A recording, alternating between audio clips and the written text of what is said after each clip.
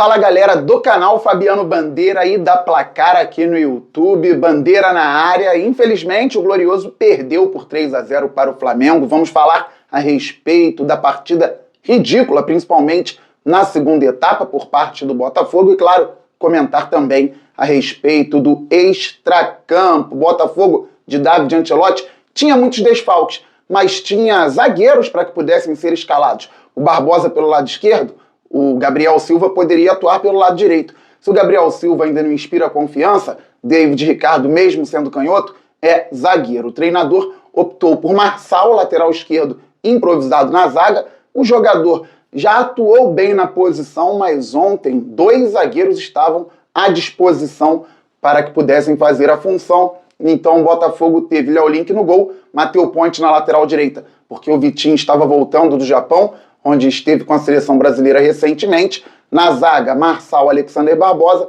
e o Cuiabano na lateral esquerda. O Botafogo só tinha dois volantes à disposição, volantes profissionais no caso, porque só tem 4 volantes profissionais no elenco em outubro de 2025.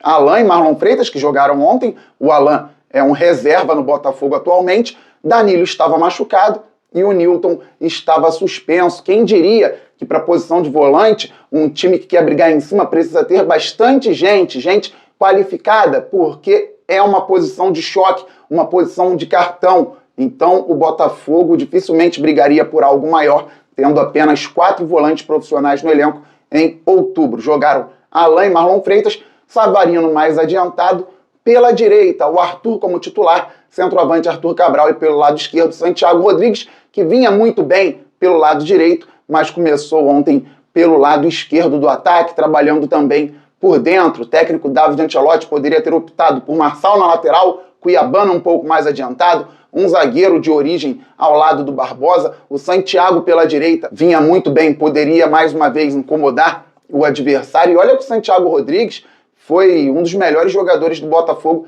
na partida. O Botafogo finalizou mais que o Flamengo. Em direção ao gol, se bem me lembro, 5-5, posse de bola muito maior para o time de Filipe Luiz. Os números dão alguma base, mas claro que não contam totalmente a história de um jogo. Só que o primeiro tempo era equilibrado. O Flamengo com mais posse, tentando ações no campo ofensivo, o Botafogo marcando muito bem e tentando sair em transição. Falei lá na transmissão no Premier com o Charla. Aliás, mando um grande abraço ao Cantarelli, que narrou, ao Betão, ao Matheus Emanuel. Comentei ao lado deles, foi muito boa a transmissão. Um abraço para a galera do Charla e do Premier e a todos que nos assistiram.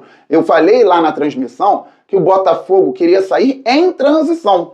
Podia ser em contra-ataque, roubando a bola e já explorando brechas dadas pelo Flamengo, ou atraindo o Flamengo, tendo a bola no pé em determinado momento, passando as linhas do adversário. E em alguns momentos o Botafogo fez bem isso no primeiro tempo. Só que chegava ao último terço e tinha dificuldades técnicas. Os jogadores estavam errando passes fáceis, domínios tranquilos, e assim o Botafogo não conseguia incomodar mais o goleiro Rossi. Numa determinada situação, o Botafogo desenvolveu bem uma jogada que chegou ao lado direito, então Arthur Cabral finalizou, o Rossi defendeu, mas o Cuiabano chutou para fora sozinho dentro da área, o Arthur colocou mal o corpo e não conseguiu finalizar da melhor maneira. O Botafogo fez jogadas que também não entram em lances de melhores momentos, porque na hora do último passe havia um erro, um problema básico, coisa que você aprende na escolinha ou nas categorias de base. E o Flamengo, com um time muito qualificado, em algum momento tentaria incomodar o goleiro Léo Link. Foi o que aconteceu quando o Arrascaeta recebeu, galera, e não dominou da melhor maneira no meio-campo. O Alan e o Marlon Freitas estavam se revezando no posicionamento de primeiro volante, segundo volante. Naquele momento, o Alan saltou a pressão, foi marcar o Arrascaeta. O Savarino estava dobrando com o volante do Botafogo, enquanto o Luiz Araújo estava um pouco mais por dentro e era vigiado pelo Marlon Freitas, que não poderia ser um terceiro homem a fechar no Arrascaeta, deixando o Luiz Araújo livre. O que aconteceu? O Arrascaeta conseguiu girar rapidamente, saiu do Alan, que foi parando, e o Savarino foi incapaz de dar um puxão. Naquele momento, 2 jogadores do Flamengo já tinham tomado o cartão amarelo. O Savarino poderia tomar um amarelo, fazer uma falta num jogador que é qualificado e que de frente para a meta adversária sempre cria problemas. O Savarino não fez a falta, não marcou e o Arrascaeta conduziu. Movimentação do Pedro. Chegou um pouquinho para o lado, já tirou um zagueiro no movimento, o outro que não é zagueiro estava improvisado, o Marçal recebeu o passe. Gol do Flamengo. Um jogo equilibrado, um jogo no qual o Botafogo fazia um papel bem razoável, poderia levar para o intervalo um 0-0 para desenvolver outras ações na segunda etapa e foi definido o primeiro tempo com esse lance muito bonito por parte do Flamengo e uma marcação terrível por parte do Botafogo, com os jogadores errando individualmente. O fato dos jogadores terem errado individualmente não tira também uma grande parcela de culpa do técnico David Ancelotti. O Botafogo tem que ter mais jogadas, tem que se desenvolver melhor e conseguir reagir. Hoje a impressão que dá é de quando o Botafogo toma o gol, não vai reagir mais, acabou o jogo. Se o Botafogo toma o gol como tomou contra o Internacional no início do primeiro tempo, a sensação é de que o jogo já acabou. Se toma um gol como tomou contra o Flamengo, já mais pro final da primeira etapa, a sensação é de que o jogo já acabou. É só segurar para não tomar mais gols, não foi o caso de ontem. Nas últimas duas partidas, o Botafogo tomou 5 gols e não fez.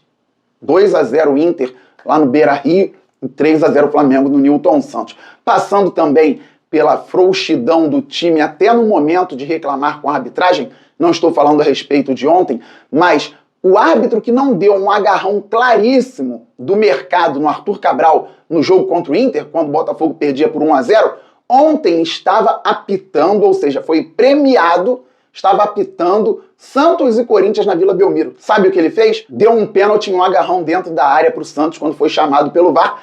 Pênalti correto, bem marcado. Deveria ter sido bem marcado também lá no sul do país. Não aconteceu. Então, até falando de arbitragem, muitos flamenguistas reclamando de um pisão dentro da área no primeiro tempo por parte do Alan. Observem o momento no qual o Cebolinha sai machucado na segunda etapa. Ali também tem um pisão no jogador do Botafogo e nem falta é marcada. Então, se o pisão fora da área não foi marcado, o pisão dentro da área com menos intensidade também não pode virar pênalti. O Botafogo no segundo tempo fazia um jogo abaixo, o Flamengo também.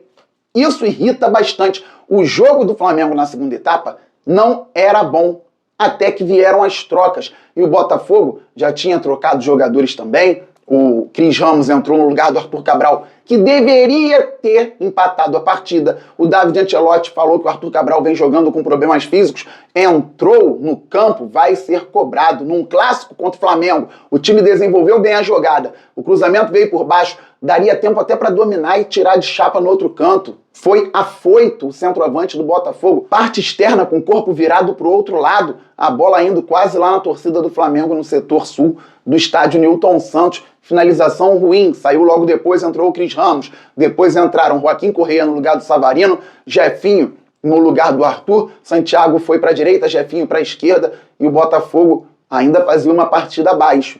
Só que o Flamengo também trocou. E quando o Cebolinha ganhou do Marçal no corpo, longe da área, uma queda do nosso zagueiro, que é lateral na verdade, o jogador do Flamengo teve a consciência. E aqui, galera, o Botafogo precisa ter postura, com igualdade ou até vantagem numérica no sistema defensivo. Marcação com distanciamento social por parte do Barbosa ao Pedro. Arrascaeta não pode respirar. Pedro não pode respirar. O Barbosa estava longe. Quando o Pedro recebeu a bola, o Barbosa encostou. Aí chegaram outros jogadores do Botafogo. O que o Pedro fez? Se tem 3 marcando um, sobra um espaço. Qualidade, passa entre os defensores, gol do Luiz Araújo. É simples para quem tem qualidade, está bem, jogar futebol. O Botafogo é um time desorganizado em vários momentos, o coletivo não potencializa o individual e quando tem oportunidade, um jogador individualmente ainda desperdiça a chance claríssima, como foi o caso do Arthur Cabral. Aí, com tudo dando muito errado, o cuiabano resolve sair jogando sozinho. Perde a bola, Carrascal no primeiro lance, cruza para o Plata no primeiro lance, gol do Flamengo. Desorganização, estado anímico complicado hoje por parte dos jogadores. Acontece que domingo o Botafogo entra em campo novamente para enfrentar o Ceará às 18h30 no Castelão e precisa vencer, galera. A ideia era entrar no G4. Obrigação para um time que é o atual ainda, campeão da Libertadores, campeão brasileiro e que deveria estar brigando por títulos, não está numa temporada muito ruim.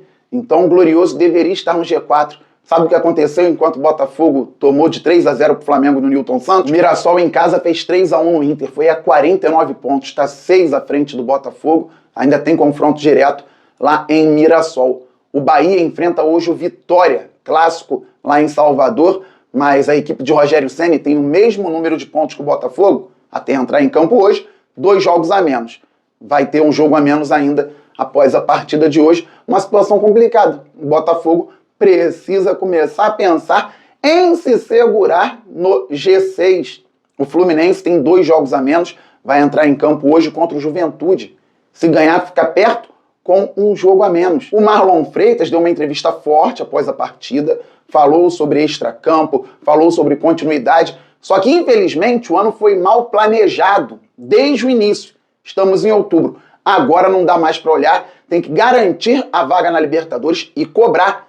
Os gestores do Botafogo precisam ser cobrados. O John Textor, um dos grandes responsáveis, se não um grande responsável pelos títulos recentes de Libertadores e Campeonato Brasileiro para um clube que estava à beira da falência, infelizmente, uma grande potência do futebol brasileiro, com muitos problemas por mais administrações, é também um dos grandes responsáveis, se não o maior responsável do ano tenebroso de 2025, que foi piorando. O maior responsável por ter destruído parte daquilo que foi construído até o ano passado. Mentalidade vencedora, um Botafogo que fez 2-0 no Flamengo no Maracanã e 4-1 no Newton Santos, poderia ter sido 5, 6, 7. O Botafogo vinha de 8 vitórias seguidas sobre o Fluminense. Não é que o Fluminense tenha evoluído a ponto de passar tranquilo pelo Botafogo, mas passou tranquilo pelo Botafogo no Maracanã. O Botafogo foi eliminado pelo Vasco na Copa do Brasil em casa. Então destruíram muito do que foi construído. Vocês podem ter certeza que o fato de estar gravando o vídeo horas após o jogo me mantém neste tom um pouco mais tranquilo, porque a ideia era sair falando pelos cotovelos palavras que não devem ser ditas para a família brasileira no canal Fabiano Bandeira, tampouco na Placar. Me siga no canal Fabiano Bandeira, se inscreva, deixa o like, dê essa moral, ative o sininho, não perca conteúdo por aqui. Siga a Placar, hoje estarei às 18 horas no Placar Aberto, ao vivo aqui no YouTube. E siga o Fute Bandeira nas redes sociais, porque lá falo sobre todos os clubes, vai ter conteúdo. Beleza, galera? Saudações alvinegras, aquele abraço. Valeu, fui, fogo!